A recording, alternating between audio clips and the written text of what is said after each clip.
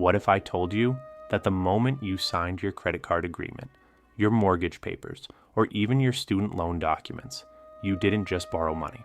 You volunteered for a system that's been perfecting itself for over 400 years. A system that Wall Street doesn't want you to understand because the moment you do, everything changes.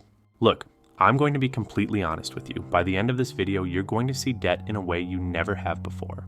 And I need to warn you, once you understand this, you can't unsee it. The credit card in your wallet, the car payment you make every month, even your mortgage, they're not just financial obligations. They're modern versions of something historians have a very specific name for: debt bondage. And yes, that's the academic term for slavery. Now, before you click away thinking this is some conspiracy theory, stick with me because I'm going to prove this to you using actual historical records, economic data, and the exact mechanisms that transformed from cotton plantations in the 1800s into your monthly payment plan today. This isn't theory. This is documented history that Wall Street desperately hopes you never connect to your own life. Here's what most people don't realize. After slavery was abolished in 1865, something interesting happened. The system didn't disappear. It evolved. Southern landowners couldn't legally own people anymore, so they created something called sharecropping. The mechanics were brilliant in their cruelty. A freed slave would rent land from their former master, borrow money for seeds and tools, and promise to pay it all back after the harvest. Sounds fair, right? Here's the catch. The landowner controlled the scales that weighed the cotton. The landowner set the prices. The landowner calculated what you owed, and somehow, no matter how hard you worked, you always owed more than you earned. Between 1880 and 1930, the proportion of Southern farms operated by tenants increased from 36% to 55%. These weren't tenants in the modern sense. They were trapped. Laws made it illegal for them to leave the property until their debt was paid. And the debt was designed never to be paid.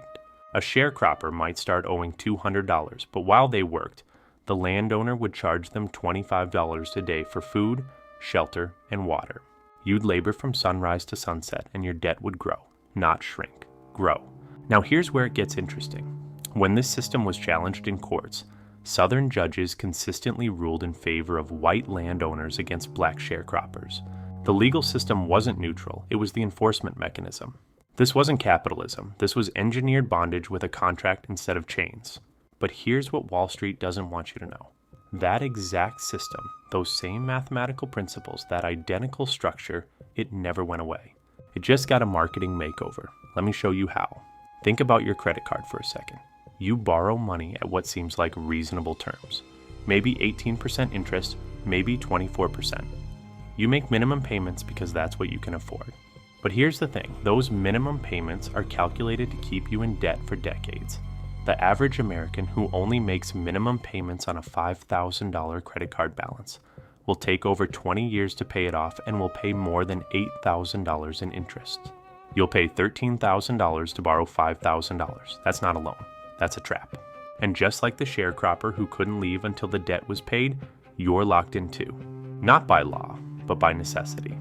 You need your credit score to rent an apartment, to get a job in many industries, to buy a car, to do anything in modern society.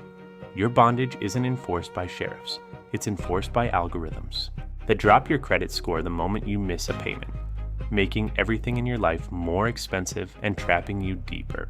Wait until you hear what happened next, because this is where the system reveals itself completely.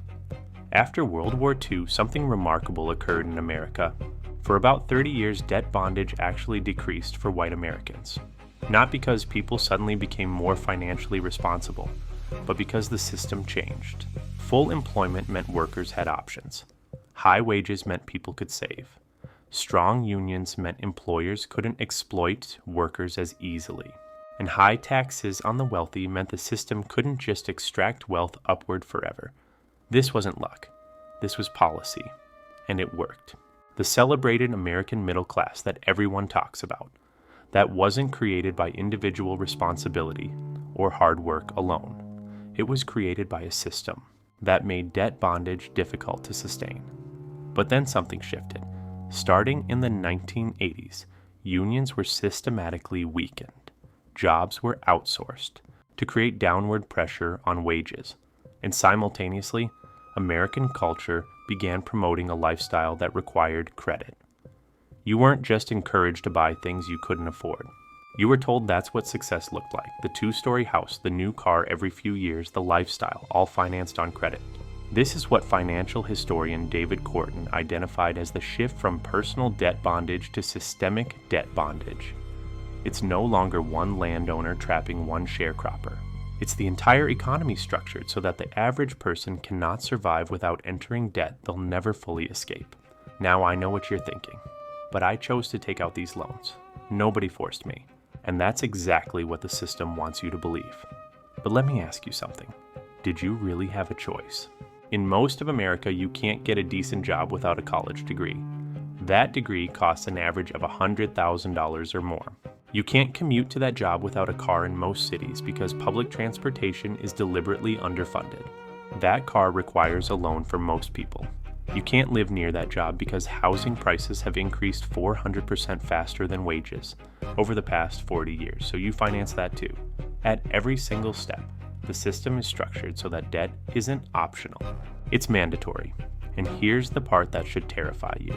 Just like those sharecropping contracts that forbade saving cotton seeds, forcing sharecroppers to buy seeds from the landowner at inflated prices, your modern debt contracts have similar mechanisms. Credit card companies can change your interest rate with 15 days notice. Student loans can't be discharged in bankruptcy. Mortgages include prepayment penalties, so you're punished for trying to pay off debt early.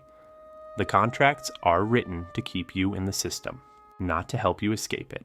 But here's where it gets even darker. Remember how a sharecropper's debt could be inherited, passing from parents to children? We're seeing the same thing today. Parents take out loans for their children's education. When parents die with debt, that debt often transfers to surviving family members or reduces inheritance. The average American now dies with $62,000 in debt. Your bondage can literally outlive you. And the most brilliant part of this modern system, you police yourself. The sharecropper needed an overseer to prevent escape. You have a credit score. That 3-digit number follows you everywhere, shapes every major decision in your life, and ensures you stay compliant. Miss a payment and your interest rates increase everywhere. Your insurance costs more. Your job prospects decrease. The system doesn't need physical chains when financial chains work better. Now, before we continue, let me tell you something that's going to sound crazy, but is absolutely documented. Between 1865 and World War II, Southern landowners would deliberately drive black sharecroppers away just before harvest after securing their labor. Through debt. They'd steal an entire season of work and courts would do nothing. That was systematic theft enabled by debt bondage. Today we see similar patterns at scale. Wage theft, where employers systematically underpay workers, amounts to $15 billion stolen annually in the United States alone. That's more than all robberies, burglaries, and auto thefts combined. But here's the thing. Most of those workers can't sue because they're in debt. They can't afford to miss work. They can't risk losing their job. Their debt makes them compliant. That's not an accident. That's the system working exactly as designed. The best part is coming up in just a moment because I'm about to reveal the specific mechanism that makes this entire system possible. And once you understand this, you'll never look at money the same way again. Here's the secret. Wall Street doesn't want you to understand. Money itself is debt, not metaphorically. Literally. Every dollar in circulation represents a unit of debt somewhere else. When the Federal Reserve creates money, it doesn't print value. It prints promises. Government bonds, which are just fancy IOUs, become the basis for currency. Banks then multiply that debt through fractional reserve banking, creating $10 of loans for every $1 of deposits. What this means is profound. The system isn't designed for you to get out of debt because if everyone paid off their debt, money would cease to exist. The economy would collapse. Your debt isn't a bug in the system. It's the system. The entire modern financial structure depends on you staying in debt forever. This is why credit card companies send you offers when you're close to paying off your balance. This is why mortgage companies offer cash out refinancing. This is why the moment you pay off your car loan, You get bombarded with ads for new cars. The system needs you borrowing continuously because your debt is someone else's asset. Your monthly payments flow upward to banks, investors, and the wealthy who own those debts as investments. Let me show you the numbers, because this is where it gets truly insane. American households collectively owe $17 trillion. American businesses owe $18 trillion. The American government owes $38 trillion. That's $73 trillion of total debt in just one country. Now, who's owed that money? American banks hold $23 trillion in assets. American pension funds hold $35 trillion. American mutual funds hold $26 trillion. See the pattern? We collectively owe money to ourselves. But that ourselves isn't distributed equally. The top 10% of Americans own 89% of all stocks and bonds. So when we say we owe it to ourselves, what we really mean is the bottom 90% owes money to the top 10% through interest payments. That flow upward forever. This is systemic debt bondage. You work to pay interest to people who don't work. And the harder you work, the more wealth flows upward because every increase in productivity goes to investors, not workers. Wages have been stagnant for 40 years while productivity doubled. Where did that extra value go? To the people who own your debt. Now here's the part most people miss. This system requires your consent, not your informed consent, just your signature. When you were 18 years old, barely an adult, you were offered a credit card with terms you didn't understand, in language deliberately designed to confuse you. And you signed. That signature was your entry into the system. From that moment, you became a revenue stream, an asset on someone's balance sheet. Your future labor was pledged. The historical parallel is exact. When freed slaves signed sharecropping contracts, most couldn't read. The contracts were verbal or written in legal language designed to obscure the trap. They thought they were entering a fair agreement. They discovered too late they'd been sold. Today, the average credit card agreement is 30 pages of legal text written at a college reading level. The average American reads at an 8th grade level. You're signing contracts you literally cannot understand. And that's not an accident. But here's what gives me hope and why I'm making this video. The post-World War II period proved this system can be dismantled. When wages are high, when employment is guaranteed, when unions are strong, when wealth is taxed appropriately, debt bondage becomes difficult to sustain. People can save, they can build wealth, they can escape. The fact that this system was broken before means it can be broken again. But it requires something uncomfortable. It requires recognizing that the debt you carry isn't primarily the result of your personal failures or bad choices. It's the result of a system designed over centuries to ensure you stay in debt. And the only way to fight a system is to understand it's a system. Here's what you can do. First, recognize that minimum payments are designed to trap you. If you're carrying credit card debt, paying even $20 more than the minimum can cut your payoff time in half. Second, understand that your credit score is a tool of control. Building it is necessary for survival, but don't let it control your decisions. Third, fight for systemic change. Support policies that raise wages, strengthen labor protections, and regulate predatory lending. Individual action matters, but this is a collective problem requiring collective solutions. Most importantly, spread this information. The system persists because most people don't understand they're in it. They think debt is a personal moral failing, not a structural inevitability. When you understand that Wall Street designed this, that it has historical precedent, that it's been called debt bondage by academics and historians for decades, you stop blaming yourself and start demanding change. This video isn't about making you feel hopeless. It's about making you angry enough to recognize the con.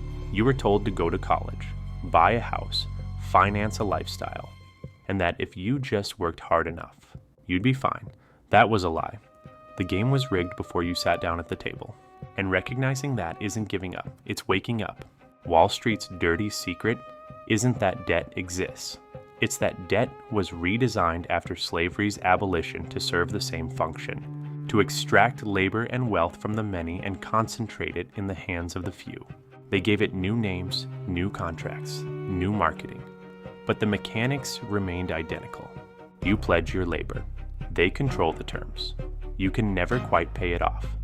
And the law enforces their right to collect. That's not capitalism. That's not a free market. That's bondage with a credit score. And now you know. If this opened your eyes, share this video. Subscribe because I break down exactly how money and power actually work, not how they tell you it works. And drop a comment telling me, when did you first realize debt wasn't what they told you it was? Because the conversation starts here, but the change happens when enough people understand the game and refuse to keep playing by rules designed to make them lose. The system counted on you never connecting these dots. You just did. What you do with that knowledge determines everything.